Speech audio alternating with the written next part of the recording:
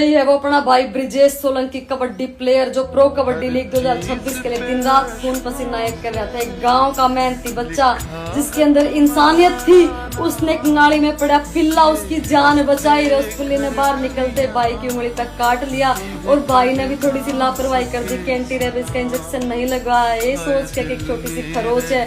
और 1 महीना तड़प तड़प के भाई की मौत हो गई रे।